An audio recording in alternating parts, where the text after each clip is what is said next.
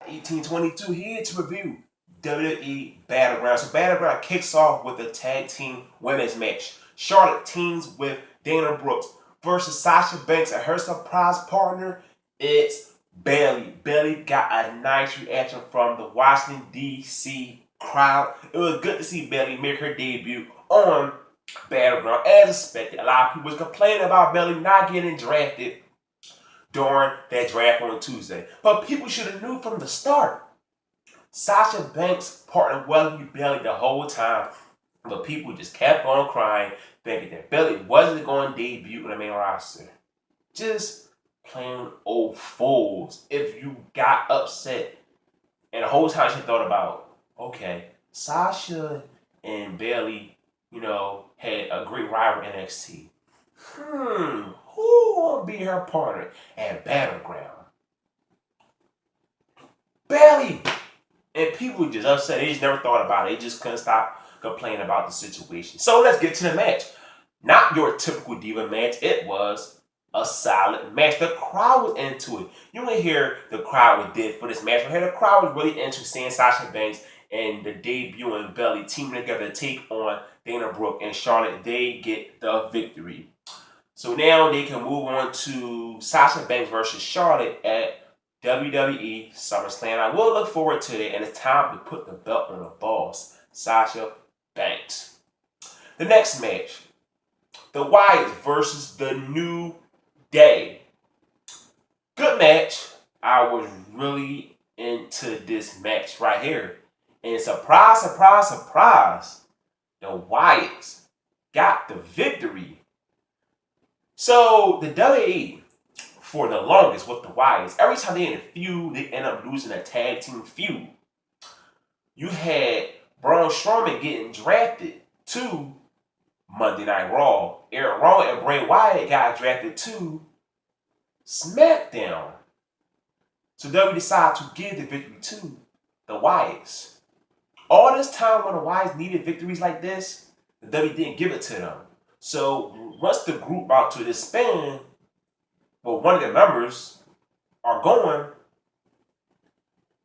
the Wyatts get the victory. So in the match, the Wyatts didn't need the victory. The tag team champions didn't go over. Wow, really, WWE? So many past matches they needed, and they didn't get the victory.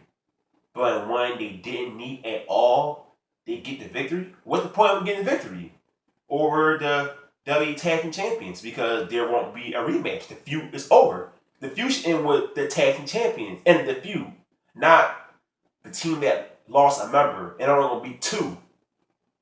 I just don't get it. Or unless they're gonna have a match for the tag team title, wrong team with Bray versus the New Day, because most likely they will have the tag team champion going to SmackDown, not just staying on Raw. So it could just be that. But just think about that though. If they don't have a match for tag team titles, that the Wyatts got a meaningless victory when they didn't need it. But when they needed meaningful victories, they never got them. Just a thought. For the United States Championship, Rusev versus Zack Ryder. Rusev got the victory. I didn't care for this match at all. Rusev ends up beating down Zack Ryder. Then you get the debut of Joe Riley. Of course, he didn't get the reaction like Bayley, but some people in the crowd, reacted to him. So he's up in Rusev's face. Rusev ends up leaving the ring. And I like Zack Ryder paired with Mojo Rawley. They actually entertained on NXT. I prefer Zack Ryder as a tag team wrestler instead of a single competitor, because he is really nothing to watch as a single competitor on television. He's a jobber. With Mojo Rawley, he's entertaining. So make the Hype Bros as a tag team, WWE. No need to have Ryder as a single competitor. And hopefully Rusev has a better opponent on Monday Night Raw. I can't really think about it. I can't really think of nobody right now. Maybe Finn Balor. Finn Balor versus Rusev. I'll be cool with that right there. KO versus Sami Zayn. Now, y'all know I call Sami Zayn a cab driver. I call him overrated. But one thing I have a question about this guy is his ring work. This was a highly entertaining match right here. Great back and forth action. I love the storytelling between these two guys. When Zayn gave Kevin Owens that kick, Then he picked him up slowly. And you can just feel the story building. One more kick to KO. Sami Zayn defeats Kevin Owens. Now this feud is over. But the problem with this right here, during the draft, Kevin Owens got drafted to Raw. Sami Zayn got drafted to Raw. It would have made it feel much more important as a blow-off feud in this history between these two guys because they would not ever have a match again. So they on the same show. So we're gonna still get more Sami Zayn versus Kevin Owens. They should have been on separate shows. But no, this feud is not officially over. You're gonna get another feud. This is supposed to be the blow-off feud at Battleground. It'll be more match between these guys down the line. This might be the mid-card version of John Cena versus Randy Orton, but people ain't gonna get sick of it anyway. Which is crazy. They will keep watching it. They will not complain because of Sami Zayn and Kevin Owens. Becky Lynch versus Natalya. A feud that nobody cares about at all. Why was this on Battleground? This should have took place during the pre-show. It should have been that tag team match. It should have been this match. Natalya got the victory. Shocked. I thought that, since she turned heel, they'll give the victory to Becky Lynch. So now this may be a rematch. Hopefully that rematch will be on the SummerSlam pre-show. There's no need to put that on SummerSlam. It might happen because SummerSlam probably 4 hours, just like last year. The Miz versus Darren Young for the Intercontinental Championship. Bob Backlund is trying to make Darren Young great again, but he was never great in the first place. Sorry, Bob Backlund in the WWE. Miz, I've been enjoying him as Intercontinental Champion. Maurice as his valet made him relevant again. This match right here was boring as hell. The crowd didn't care for it because the crowd just don't care for Darren Young.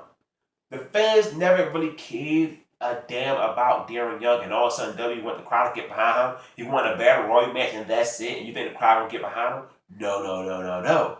So the Miz and Darren Young was continuing to bore people. So then you got something with Bob Backlund and Maurice. Then the Miz came out there. Darren Young gave him a chicken wing. They rung the bell. I don't even recall the ref even doing a 10 count. Just a chicken wing, and all of a sudden you ring the bell. So there's no winner in this match. I don't think they announced that. And still, you're Intercontinental Champion, The Miz. They just went off. They just went off about it. It was so weird, man. Just a weird match. I do not want to see a rematch between Darren Young and Miz because he's not over the face. The Miz needs somebody better as a big face to go up against. Once again, never mind. Finn Balor is on not Finn Balor, but The Miz on SmackDown. So I'm about to say, yeah, do Finn Balor versus The Miz. wait, is The Miz on SmackDown or Raw? I think he on SmackDown, because of course they're not going to have the United States Champion. Oh, no. Rusev on SmackDown, right? And The Miz on Raw, I believe. So yeah, so you can scratch that Finn Balor versus Rusev. I do believe Rusev is on SmackDown now. Yeah, he is on SmackDown. So yeah, the Finn Balor, Rusev, no. So Miz versus Finn Balor. Yes, I prefer that. Do that. Forget Darren Young. Not debut Finn Balor, but give Finn Balor his first title match at SummerSlam. Defeat The Miz because The Miz been an Intercontinental Champion for a while. That's how you introduce Finn Balor. Feud with The Miz. Starting tomorrow night. It's not going to happen though because they can continue to do this goddamn Darren Young storyline. But hopefully they just have a rematch on Raw and The Miz defeat him and that's it. Then you do The Miz versus Finn Balor and you have your feud right there. Just gonna get my input, that's all. The 6-man tag team match, John Cena teams with Enzo and Cass, and you can't teach that. They had little openings talk, and they got like 8 minutes. I mean, the W love these guys. I mean, when you give these guys all that mic time, when you got John Cena in the ring, and he didn't even say a word, it tells you what W really think about these two guys. AJ, Club, rest of them. Carl Anderson, Gallows. It was a damn good match, man. I really enjoyed this match right here. Enzo and Cass, John Cena got the victory. AJ took the pinfall. I didn't expect that right there.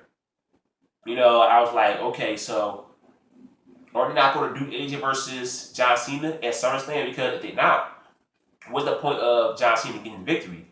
John Cena should have pinned Gallows or Carl Anderson, so then you do the rematch at SummerSlam, their match they had at Money in the Bank. So that was very interesting. They actually had a pinfall from John Cena when the possibility of him having a match at SummerSlam. But we'll see what happened. Because I was very surprised by that right there. And please don't say he got buried. I'll smack the hell out of somebody that say he got buried.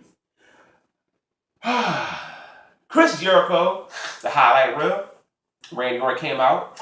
Randy Orton came out to a crowd that was reacting to him very nicely. He was very pumped. I ain't seen Randy Orton show a personality in like 10 years.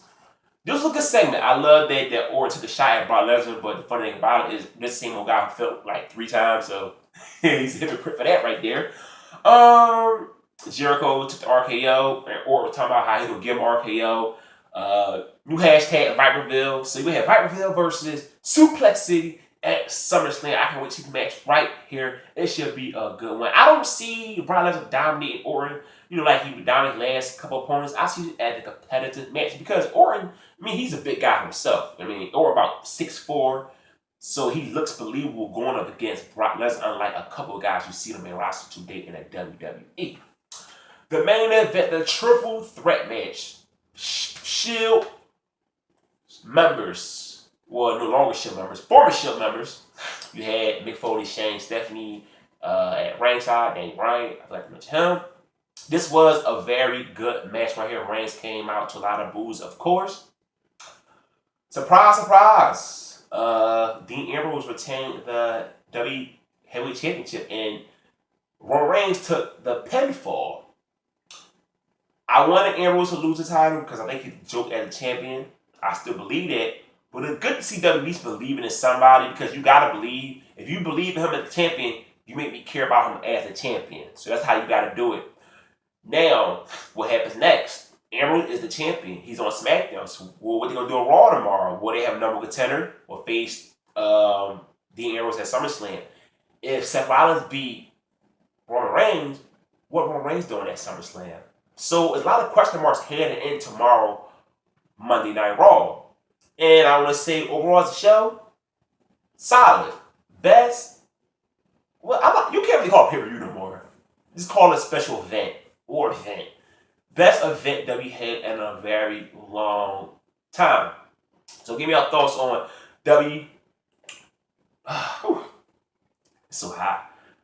WWE Battleground. So don't forget, hit the subscribe button. I'm out. Peace.